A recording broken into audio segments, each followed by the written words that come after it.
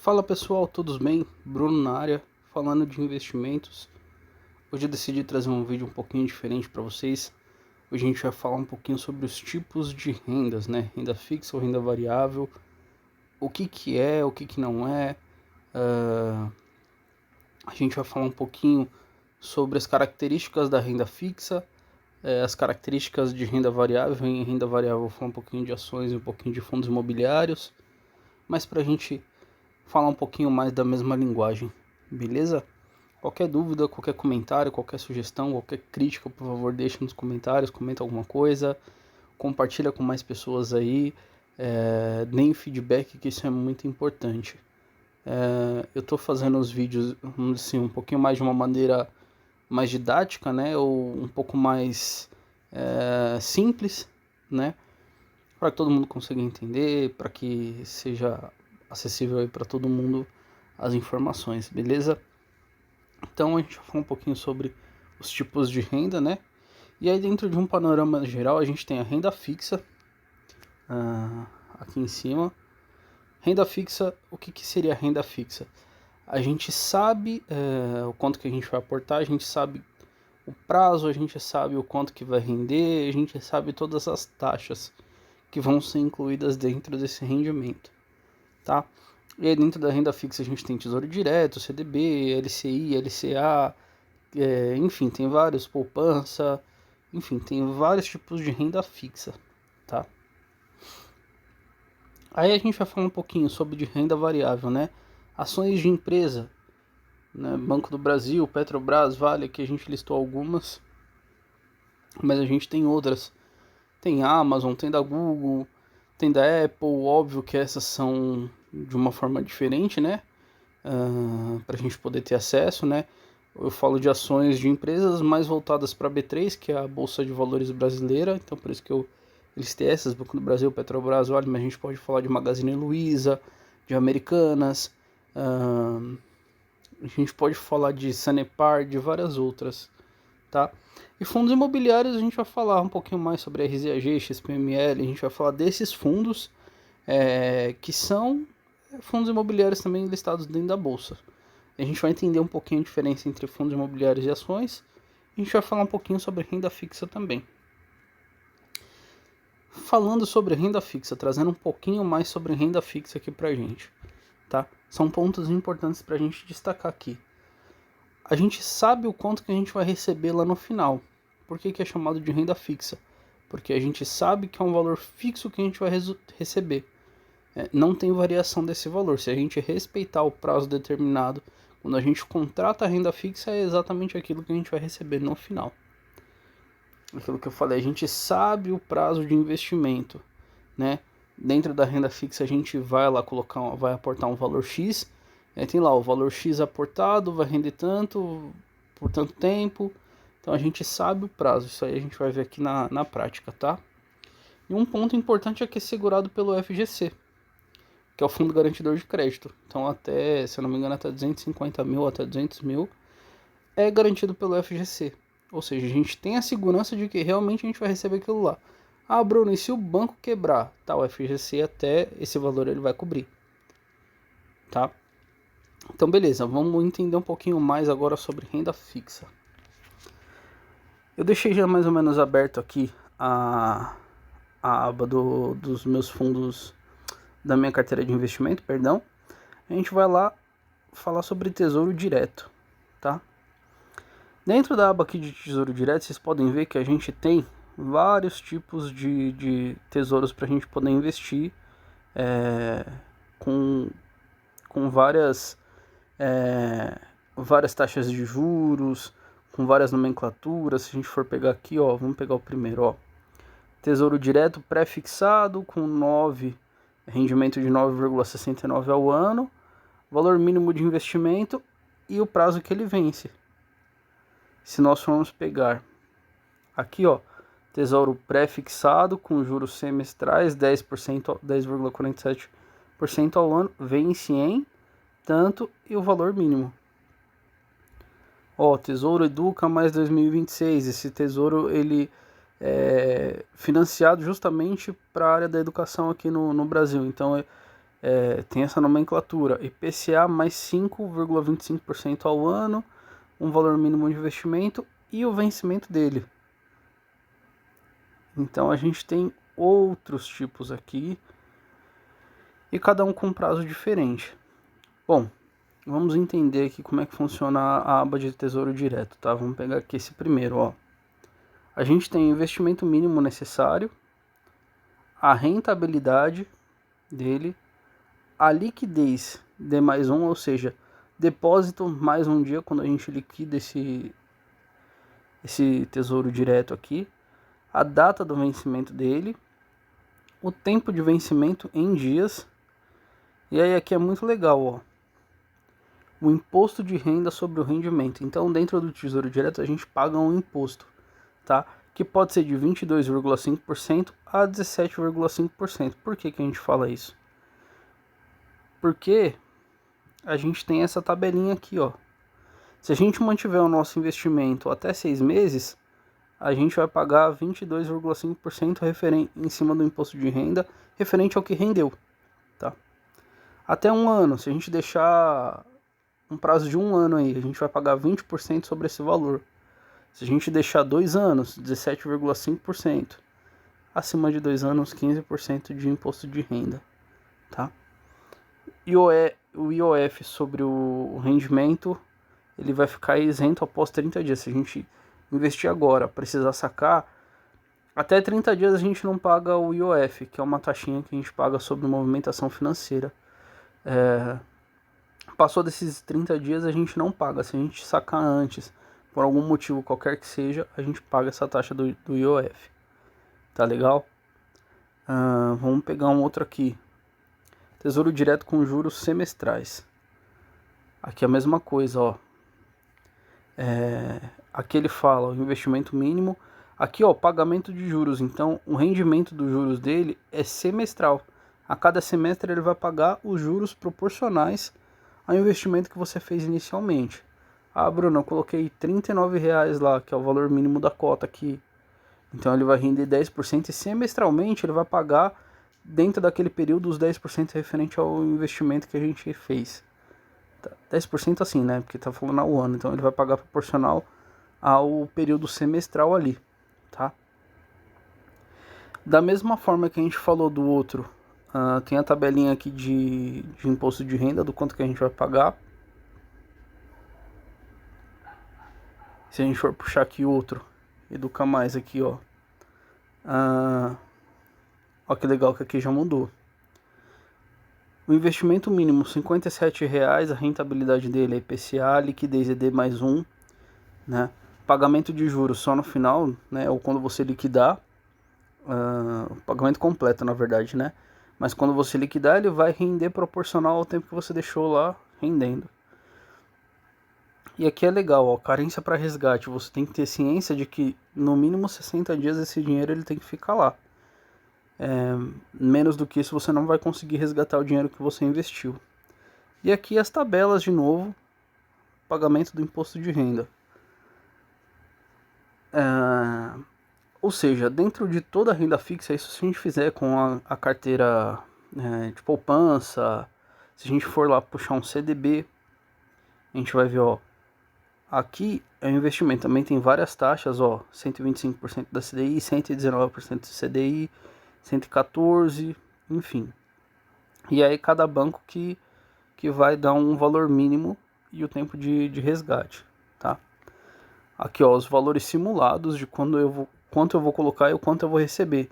Lembra que é referente a esse vencimento aqui também, então esse aqui também já está próximo de resgatar. E aqui, ó, a taxa do imposto de renda que a gente vai pagar. Eu vou abrir ele aqui, mas só para a gente ter uma noção.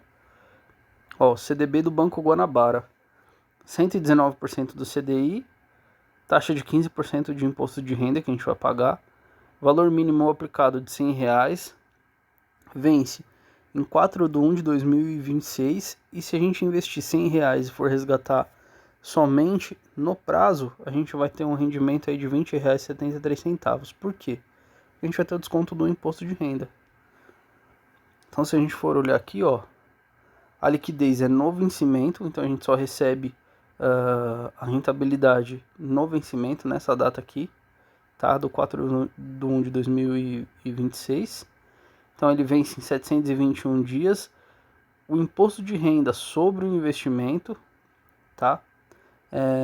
E aqui também, mais uma vez, as tabelinhas, tá? Das taxas aqui do imposto de renda. Se a gente for pegar aqui esse primeiro CDB aqui, ó, 125% do CDI também no vencimento, tá? O investimento mínimo necessário aqui para você poder começar, vence em 45 dias, que já é uma data bem próxima. Imposto de renda sobre um investimento de 22,5%, ou seja, aquele valor lá que a gente viu lá no começo já é deduzido o imposto de renda. Por isso que a gente vê que é um valor meio que baixo. E aí, dentro daquilo que a gente falou, Bruno, qual que é a vantagem? A vantagem é que a gente tem a certeza de que a gente sabe do cálculo certinho, de quanto que eu vou aplicar e quanto que eu vou tirar lá na frente. Por isso que a gente chama de renda fixa. Porque aqui a gente tem todas as previsões do que vai acontecer. E outra, é aquilo que a gente falou, se caso o banco quebrar, quem me garante que eu vou receber isso aqui é o FGC. Ele vai me garantir que eu vou receber o dinheiro que eu investi sem grandes complicações. Óbvio que tem toda aquela trabalheira, aquela burocracia, né, de entrar com a pelada, enfim. Mas eu tô coberto, eu sei que esse dinheiro vai ser meu, eu não vou perder esse dinheiro. Então esse é o ponto fixo, esse é o ponto chave da renda fixa. Segurança no investimento, clareza aqui dos valores que eu vou receber, tanto que eu vou aportar e quanto que eu vou receber. Aqui, ó, se a gente for pegar esse CDB Banco Luso Brasileiro, ó, vence em 18 de 12 de 2028, ó, rendimento 114% do CDI.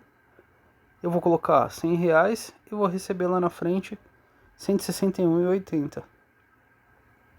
Então é óbvio que quanto mais tempo eu vou deixar esse dinheiro aqui dentro, né, até a gente está falando de tempo aqui de 4 anos, eu vou ter uma rentabilidade maior, certo?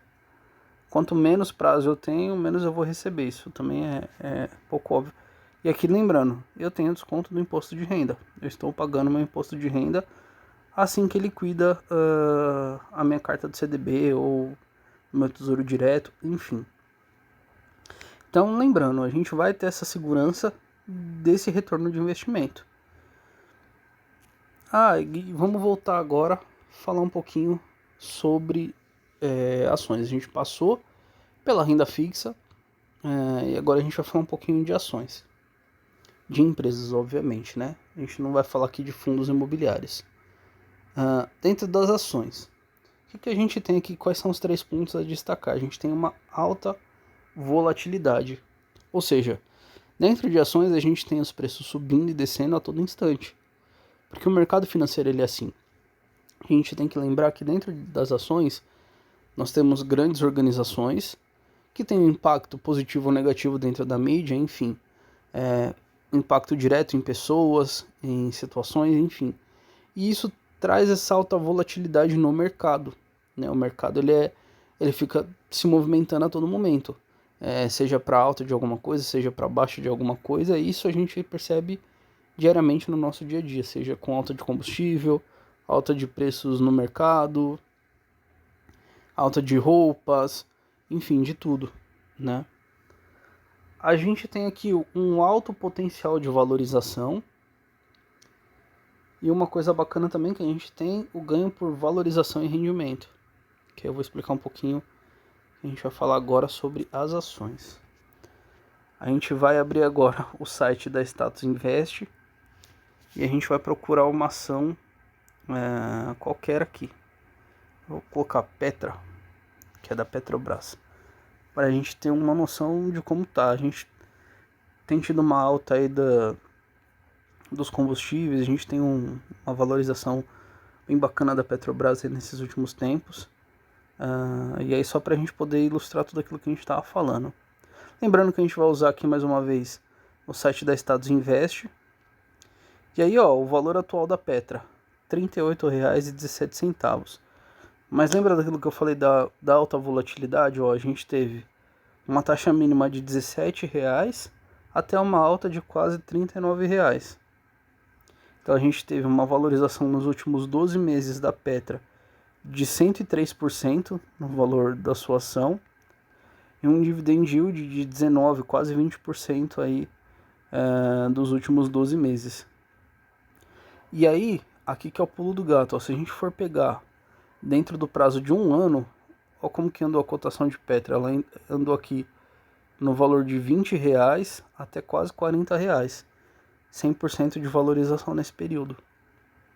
Se a gente for pegar de 5 anos então, a gente percebe que a Petra começou aqui com um valor de quase R$10, caiu para R$4 e subiu para 40. Então a gente teve uma alta valorização. Só que existe uma diferença entre ações e fundos imobiliários, que é aquilo que a gente falou. Quais são as duas formas de ganhar aqui em ações? Dentro dessa valorização, porque imagina, você comprar uma ação, ela valendo a R$4 e revender ela a 40.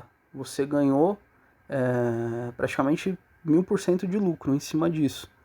Então é uma boa de uma valorização. Imagina você investir hoje R$4, daqui 5 anos você sacar tipo R$400, 40, né, no caso. Mas você investir aqui, sei lá, você compra 10 ações, investindo R$40 e lá na frente, daqui 5 anos, você sacar quase R$400. Então é uma valorização muito grande dessas mesmas 10 ações que a gente está falando, tá? E aí aqui existe uma diferença entre fundos imobiliários e ações. A gente também recebe dividendos das ações, só que aqui existe uma grande diferença.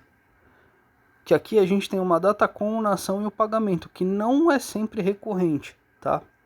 A gente percebe que aqui, ó, eu tenho datas específicas para estar com essa ação, tá?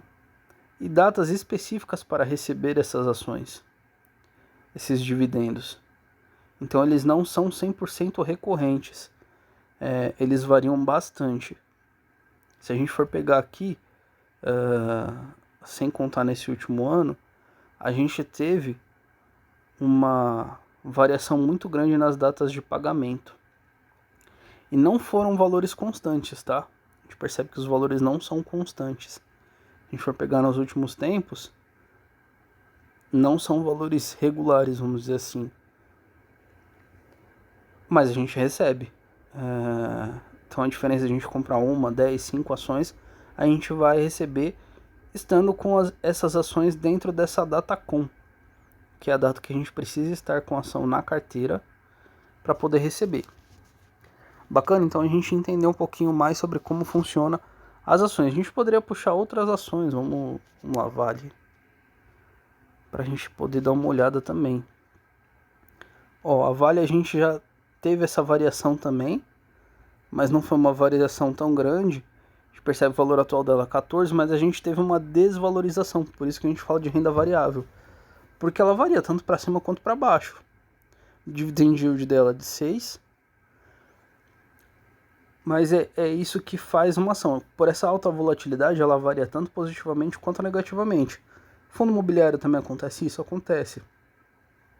Só que a gente vai ver que numa linha bem mais tênue, né? Bem mais singela. Se a gente for pegar aqui do último ano, a gente teve uma queda, subiu um pouquinho, mas ela ainda está com uma desvalorização. E se nós formos pegar aqui nos 5 anos, a gente percebe que ela teve em baixa, subiu e foi caindo de novo. E aí vamos mostrar mais uma vez a questão dos dividendos, ó. Tá vendo que a gente tem aqui um pagamento que não é tão recorrente, mas mesmo assim ainda tem alguns meses que são recorrentes, né? DataEx, né? Datacom e os pagamentos. Também não são valores 100%. Vai ser sempre aquele valor, não. São valores variáveis, por isso que a gente chama de renda variável. Tá? E aí, passando um pouquinho de ações, a gente vai voltar a falar lá sobre fundos imobiliários. Então, o que acontece nos fundos imobiliários? Quais são os 3 pontos para a gente destacar? Valorização a médio e longo prazo, que a tendência do fundo imobiliário é ele se valorizar, principalmente porque às vezes a gente está falando de ativos financeiros ou de prédios comerciais, enfim, que se valorizam ao longo do tempo. Por isso que a gente fala médio e longo prazo, porque a casa ela é diferente de uma empresa. A casa ela demora anos para se valorizar, o espaço, o local. A empresa não, às vezes ela tem um produto surpreendente que vai valorizar, vai agregar, ou ela oferece um serviço que vai valorizar e vai agregar a curto prazo. A gente tem a parte de rendimentos mensais, ou seja, todo mês a gente vai receber algum rendimento do fundo imobiliário. Diferente da ação, que a gente tem prazo para cumprir, às vezes demoram, às vezes paga semestralmente, anualmente, bimestralmente, mas muito difícil uma empresa que pague mensalmente, tá? E aí a gente consegue gerar uma renda passiva a curto prazo já com os fundos imobiliários. O que a gente fala de renda passiva? É porque a gente sabe que todo mês a gente vai receber aquilo lá. Se a gente comprar 10 ações que pagam R$1 de rendimento, a gente sabe que já no primeiro mês a gente vai ter R$10 de rendimento dessas ações. Se a gente comprar 1.000 ações, sabe que a gente vai ter R$100. Se tiver 10.000 ações, a gente sabe que a gente vai ter R$1.000 de rendimento. Então a gente sabe que a curto prazo a gente vai ter. Bruno, isso é constante também não, é renda variável. Pode ser que nesse mês a empresa pague 1, pode ser que no próximo mês ela pague 90, como pode ser que ela pague 30 centavos. Mas assim, ou até pode ser que ela se valorize, de repente ela vendeu um prédio, ela deixou de pagar R$1 para pagar 6, paga 8. Já aconteceu muito isso. Mas é esporádico, por isso que se chama renda variável. A gente vai voltar a falar um pouquinho mais sobre os fundos imobiliários. Aí falando isso do que eu acabei de mencionar, né? Vamos puxar um fundo imobiliário aqui, o LZR, que é um fundo bem bacana, é um fundo de tijolo, tem alguns empreendimentos comerciais. A gente percebe que a valorização ela é relativamente baixa, então ela não teve uma mudança tão drástica, né? Se a gente pegar aqui das últimas semanas, a gente até teve uma movimentação ok, mas ela não é nada drástico, né? Dividend yield dele de 8%. E aí se a gente pegar a cotação do LZR dos últimos um ano, a gente percebe que teve uma crescente, essa valorização que a gente fala. Se a gente puxar dos 5 anos, a gente percebe que ele começou aqui embaixo, teve um pico, foi crescendo, mas ele está se estabilizando, o que é super positivo para o fundo imobiliário. A gente vai perceber que os pagamentos dos rendimentos são mensais, tá? E aí o que acontece? A gente percebe que até tem uma certa constância, mesmo sendo de renda variável, mas é aquilo que eu falei, pode ser que em determinado mês, ele vinha pagando 70 e poucos centavos por cota. Ele paga R$6 quase por cota. E a gente percebe que isso não é constante, tá vendo? Não tem essa constância de pagamentos altos, mas ali foi uma movimentação que o fundo imobiliário fez na época. Ele vendeu um prédio e acabou distribuindo essa receita aí pelos cotistas. Isso é super positivo, porque você valoriza o seu trabalho, né? Você valoriza os cotistas que estão investindo em você. E aí se a gente for pegar outros, né?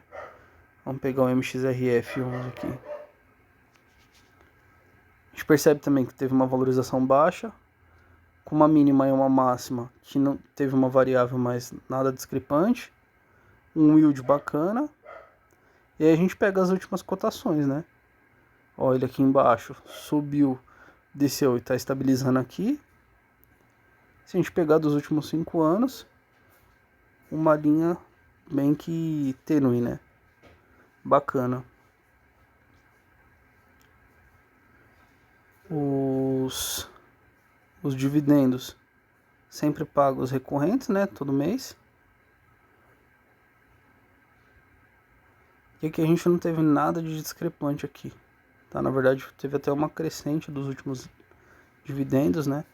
Mas isso tem muito a ver com as taxas de juros, enfim, muita coisa. Bom, é isso.